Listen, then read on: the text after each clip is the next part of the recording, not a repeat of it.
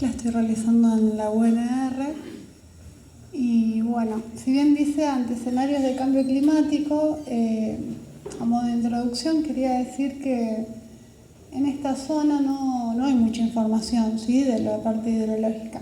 Entonces primero hubo que hacer toda una recopilación, todo un trabajo de ajuste, de ver en situaciones reales cómo se comporta el sistema, para después recién poder empezar a trabajar con lo que es cambio climático. Como vemos ahí, una imagen satélite y lo de abajo son capas de sistema de información geográfica. Fueron como las herramientas que más utilicé para este caso para poder obtener información, ya que no se disponía.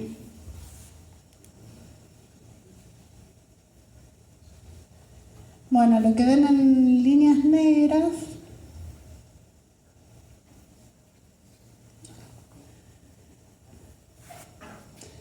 es la delimitación del sistema hidrológico. Ahí dice tentativa porque es una delimitación que obtuve yo a través de un modelo digital de elevación. Cuando nosotros buscamos distintas fuentes, la delimitación varía y en algunos casos bastante. Después lo vamos a ver más en detalle, una comparativa. Pero bueno, para que tengan una idea de cómo se ubica el sistema, este sería el punto de cierre en Teodelina y esta sería la parte más alta del mismo. Bien, yo digo sistema hidrológico y quizás ustedes conocen como cuenca las encadenadas, ¿sí? ¿Por qué le digo sistema hidrológico? Porque cuenca es una definición más precisa, sistema hidrológico es más abarcativo, y en este caso, en el que tenemos llanura, en el que tenemos lagunas y bajos, que a través de diferentes precipitaciones se empieza a interconectar y empieza a escurrir, sistema hidrológico es mejor la definición que cuenca, que sí tiene un punto de cierre preciso, que tiene redes de escurrimiento definidas. Y no típico, bueno, por esta cuestión de que para determinadas lluvias va a funcionar o va a aportar determinada área a nuestro punto de cierre y para otras va a empezar a aportar otras.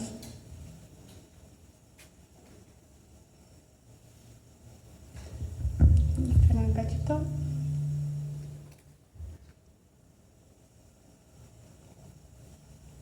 Bueno, como verán estoy en una condición, así que tengan un poco de paciencia. Bien, cuando decimos en este trabajo que vamos a considerar cambio climático, nos basamos en valores del IPCC, ¿sí? El IPCC es un panel intergubernamental que lo que hace es reunir expertos de todo el mundo en cambio climático para realizar informes con una periodicidad de años. En este caso, hay un grupo de expertos para lo que es la parte hidrológica, ¿sí? Ellos establecieron para esta zona que, bueno, plantean diferentes escenarios de cambio climático, ¿sí? Depende el aumento de la temperatura global, aplica coeficientes de cambio climático de incremento de las precipitaciones, ¿sí? Este sería el peor escenario, con un aumento de 4 grados centígrados de la temperatura global.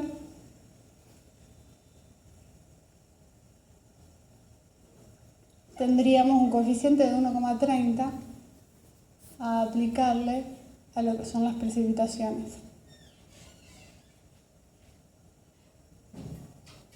Bien, yendo de lleno a cómo se analizó el sistema, voy a explicar un poco lo que es la metodología. Es un trabajo grande de muchos años, así que voy a tratar de hacerlo bastante resumido, pero que se entienda. Lo que se utilizó fue un software de modelación hidrológica e hidráulica, ¿sí? Es decir, nosotros le ingresamos información de cómo está el territorio, le ingresamos lluvias y vemos la respuesta que nos da el sistema. Como les decía, no tenemos mucha información, entonces no vamos a saber realmente si fue eficaz o no lo que nos está dando el software, porque no tenemos con qué corroborarlo. Bien, entonces con eso lo que hicimos fue utilizar mediante más que nada teledetección, imágenes satelitales, realizar una calibración del mismo. La información de ingreso al software fue principalmente un modelo digital de elevación, que es esto que vemos acá. Estas son 4 escenas de un DEM. Y lo que tiene es cada uno de estos colores, si le daríamos zoom, sería como una imagen pixelada, ¿sí? Y cada píxel, que en este caso es de 100 metros por 100 metros, tiene un valor de altura, ¿sí? Entonces con eso vamos a ver cómo es el relieve del terreno. ¿Cuál es la cuestión? Bueno, que lo presento así, pero hubo que hacerle bastantes ajustes y correcciones al modelo para que se ajuste la zona, ¿sí? Por ejemplo, esto es obtenido, les decía, satelital, entonces, bueno, depende esa onda donde refleje, quizás no sea un valor erróneo, entonces se hacen suavizaciones y demás para que el modelo quede correcto. Otra de las cuestiones fue el tema de las lagunas, ¿sí? Porque esta onda que emite el radar para ver la altura no penetra los cuerpos de agua, tiene una pequeña penetración. Entonces, con imágenes satelitales lo que se hizo fue analizar la variación. Esto que vemos acá son imágenes satelitales clasificadas en agua y no agua, ¿sí? O sea, nosotros cuando hablamos de imagen satelital nos imaginamos una imagen, pero en realidad esa imagen tiene información en cada píxel, ¿sí? Tiene información de la cobertura que está reflejando. Entonces lo que hacemos con esa información es extraer lo que es agua y acá lo que tenemos es discriminada en cada una de las lagunas. Lo que se hizo fue analizar una variación de años de esa laguna, se intersectó con el modelo de elevación y se realizó una batimetría marginal de la misma, ¿sí? Y a esta información se le acopló a ese modelo de elevación, es decir, le agregamos las batimetrías de lagunas. Bien, otra información que le agregamos al software para que reconozca el territorio y nos dé un valor certero de cómo se comporta el agua es un mapa de cobertura del suelo, ¿sí? Depende la cobertura que tenga, va a ser cómo se va a encontrar el contenido de humedad, cómo se va a comportar el escurrimiento y demás. Este producto también es obtenido de imagen satelital, pero fue descargado, es un producto MODI, ¿sí? Que ya viene descargado. Lo que se hizo fue ajustar estas siglas y los valores a lo que solicitaba el DEM, ¿sí? Realizar una correlación de variables. Bien, y el otro de los mapas que se ingresó fue el de tipología de suelo, ¿sí? Obtenido desde el INTA. Hay muchísimas clasificaciones del suelo. Lo que se consideró principalmente fueron algunos determinados de contenidos de materiales para llegar a estas tipologías. Bien, y posteriormente lo que se hizo fue obtener la información hidrológica, ¿sí? Más que nada para calcular la evapotranspiración y demás. En lo que respecta a lluvias, se obtuvo un histórico de lluvias de Venado Tuerto, de la estación meteorológica que está en el aeródromo, y de un aficionado de Villa Cañas. En lo que respecta a las otras variables, como ser viento y demás, obtuvimos los valores mensuales del libro Meteorología Regional del señor Ricardo Martín. Bien, con esta información lo que generamos fue valores medios mensuales para poder realizar una simulación en el tiempo del comportamiento del sistema. ¿Sí? Lo que fue precipitación, que a su vez se ingresó diaria para analizar casos puntuales y poder calibrar el sistema. Valores de evapotranspiración, bueno, humedad del suelo, escorrentía media mensual. Bien, y otra información que se agregó fue en una segunda etapa canalizaciones. Sí, primero se simuló todo sin canales y se vio cómo ajustaba el modelo. Posteriormente se ingresaron algunos canales, sí, quizá los más relevantes para esta escala de trabajo. y posteriormente alturas iniciales de agua, ¿sí?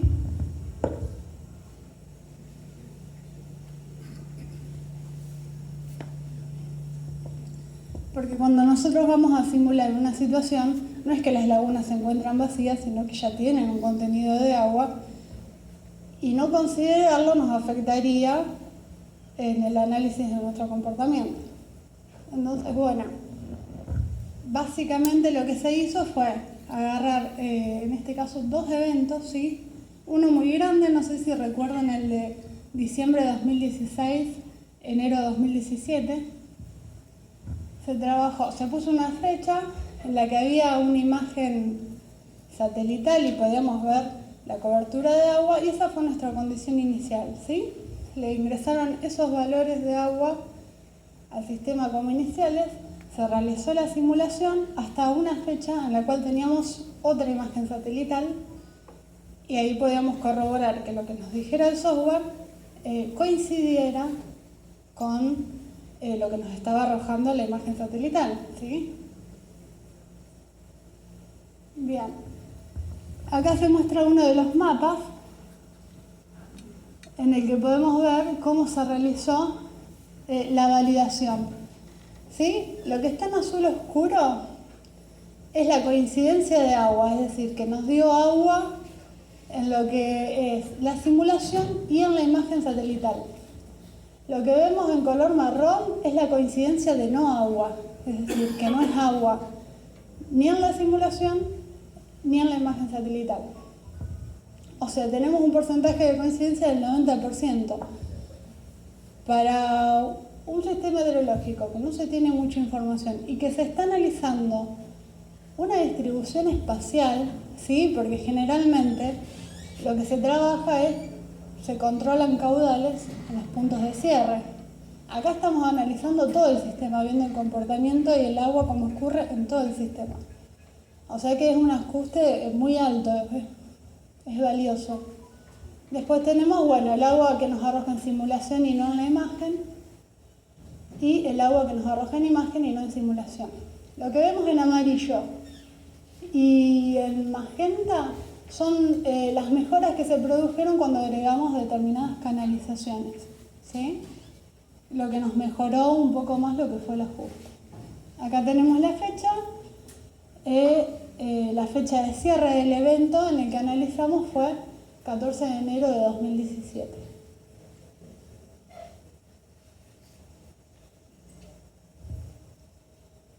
Bien, con esto dijimos que teníamos un buen ajuste, tenemos el sistema calibrado, lo que fue, bueno, ingresamos canales, modificamos valores de los coeficientes de escorrentía, y ahora sí ya podemos empezar a trabajar con eventos considerando cambio climático. Analizamos para cada uno de los coeficientes y se hizo una simulación por cada uno de ellos. Este sería como uno de los peores casos. Cuando trabajamos para proyectar obras hidráulicas, lo que se hace es se trabaja con recurrencias de lluvia, ¿sí? Es decir, depende de la importancia de la obra o el riesgo que conlleve la obra, se trabaja con recurrencias. Es decir, acá tenemos un R100, quiere decir que vamos a dimensionar esa obra para una recurrencia de 100 años, es decir, para una lluvia que se va a dar una vez en 100 años. ¿Sí? Se puede dar mañana, pero después se calcula que hasta dentro de 100 años no vamos a volver a tener esa lluvia. ¿Sí? Y otra, yo les estoy mostrando la peor condición que analicé, pero en la tesis se trabajó para 25, 50 y 100 años. Y otro factor es el CN, ¿sí? Es decir, condición antecedente del suelo. Como les mostré en los gráficos anteriores, trabajamos con condiciones promedio dependiendo del mes y con una condición de suelo cuasi saturada, es decir, que antes de este evento el suelo ya estaba casi colapsado de agua. ¿Sí? En distintos colores vemos cómo varían lo que son las superficies. Bien, y acá tenemos una tablita de resumen en la que vemos qué porcentaje se incrementa del agua sin analizar analizando cambio climático con respecto a sin tenerlo en cuenta, ¿sí? Dependiendo de los escenarios que les mencionaba que estaban basados en temperaturas de aumento global, cómo aumenta este porcentaje de agua y qué porcentaje representa respecto a la superficie total del sistema hidrológico. Bien, acá tenemos algunos de los mapas. A ver, en realidad son todos mapas resultados, ¿sí? Porque es información que no existía y que se fue generando. Pero a los objetivos de la tesis tenemos algunos mapas resultados. En este caso, permanencia de agua en la superficie. ¿Sí? Lo que se hizo fue analizar, después de ocurrido el evento, cuánto tiempo tarda para determinadas zonas en escurrir y qué porcentaje representa de lo que es todo el sistema hidrológico. ¿Sí? Tengan en cuenta que les estoy presentando siempre la peor condición, una lluvia que se da una vez cada 100 años, considerando el coeficiente de cambio climático más alto y con un suelo cuasi saturado. ¿Sí?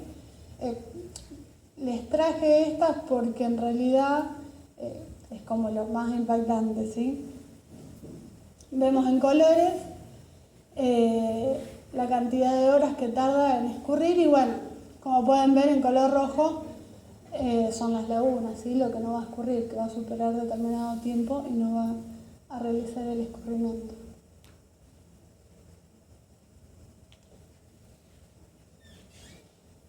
Bien, como les mencionaba al principio, otra de las cuestiones es la delimitación del sistema. Si uno agarra distintas fuentes de información, nos vamos a encontrar con diferentes delimitaciones y una variación de superficie bastante importante en algunos casos, ¿sí? ¿A qué se debe esto o a qué razón es que se puede deber esto? Bueno, como les decía, que estamos trabajando con un sistema que para determinadas lluvias se empieza a interconectar entre sí.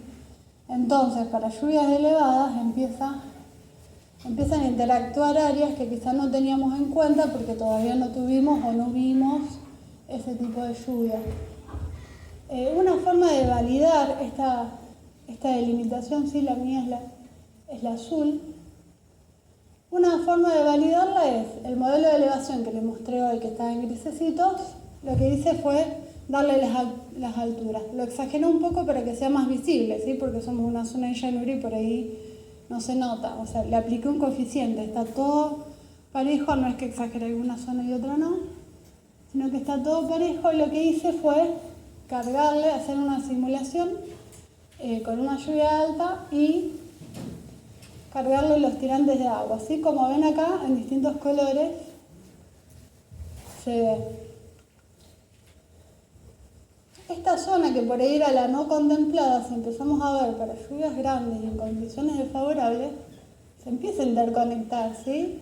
Se empieza a meter este agua por algunos sectores. Entonces me parece que sería lo correcto empezar a considerarlo y a tenerlo en cuenta para lluvias grandes.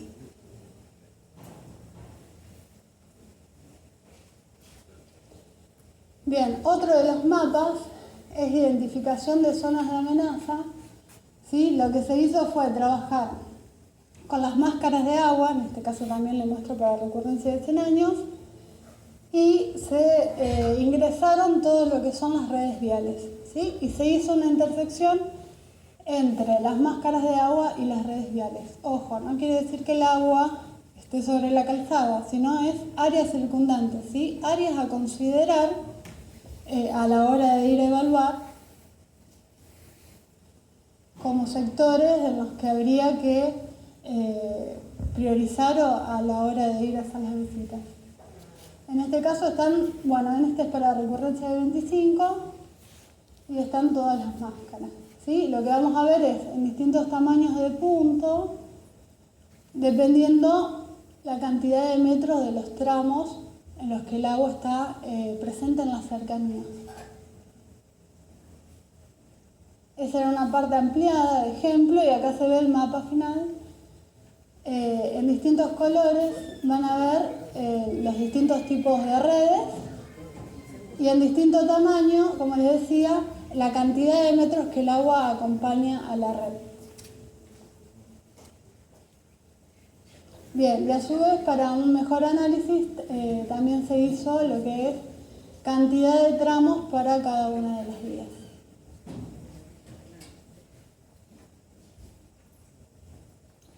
Bien, acá lo que tenemos es el mapa que vimos anteriormente de permanencia de agua en superficie, pero cuantificado a lo que es redes viales, ¿sí? También se detectó esa permanencia en cercanía a las redes viales con el mismo criterio. A mayor tamaño, mayor permanencia del agua en la zona y en distintos colores la permanencia en las distintas redes viales.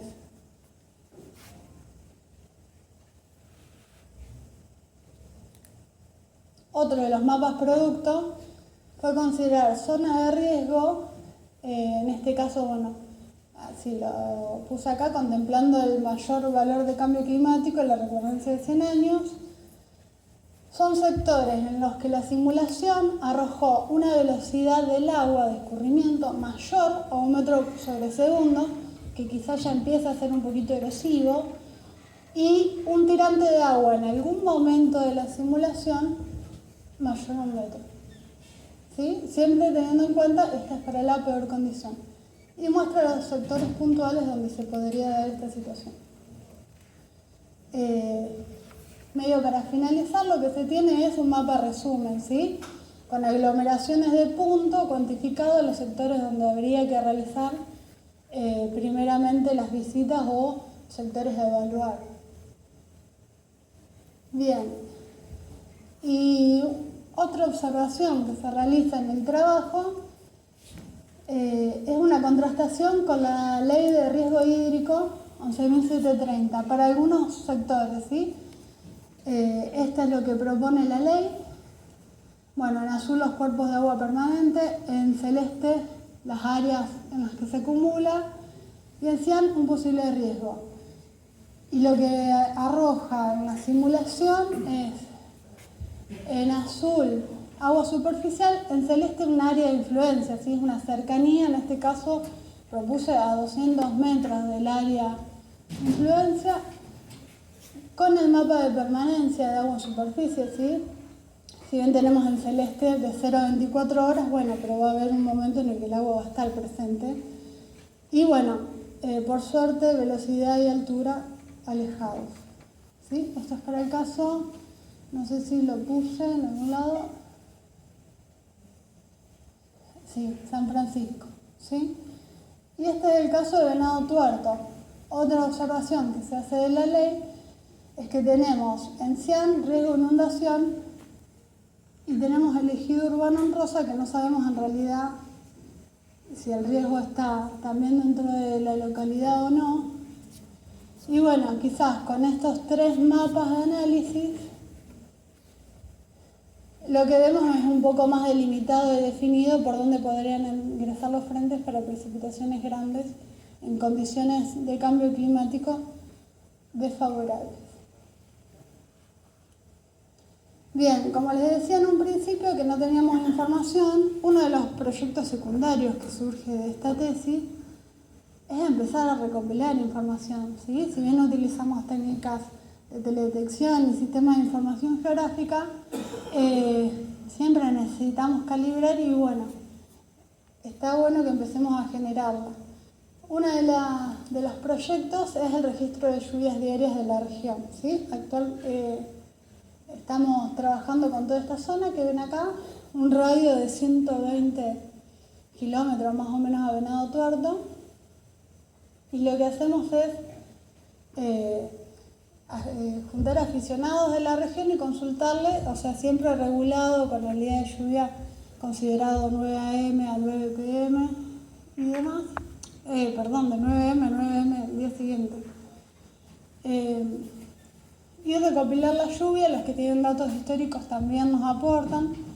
Sí, empezar a generar un histórico de datos que está disponible, es público para cualquiera que quiera utilizarlo, y también nos sirve a nosotros para todo lo que son los estudios hídricos. Sí, actualmente estamos con un promedio de 80 aficionados aportando datos de la región.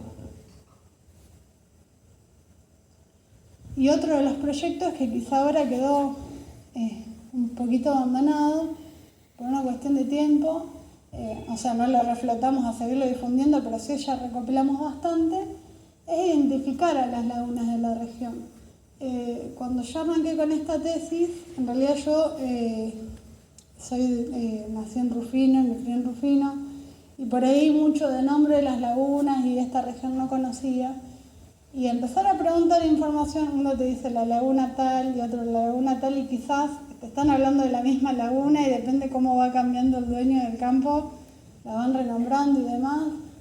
Entonces, o después de tal camino, ¿sí? Entonces la idea es hacer una base de datos identificando las lagunas de la región con sus distintos nombres para después poder, cuando tenemos esta identificación, que las personas nos pasen información de esa laguna, ¿sí? Por ahí una fotito de en qué cota está, o de la alcantarilla próxima a la laguna y demás, para empezar sería como organizarnos para después empezar a recopilar información.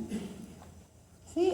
Más o menos lo que hacemos es, la persona nos indica en qué región está, se le envía un mapa ampliado con redes viales y demás para que pueda identificar la laguna que conoce en ese mapa y poder ingresarlo al sistema. Bueno, lo había practicado, creo que hice rapidísimo. Dejo mi contacto por si alguien tiene información o le interesa saber más sobre el tema. Y bueno, muchísimas gracias por prestarme atención.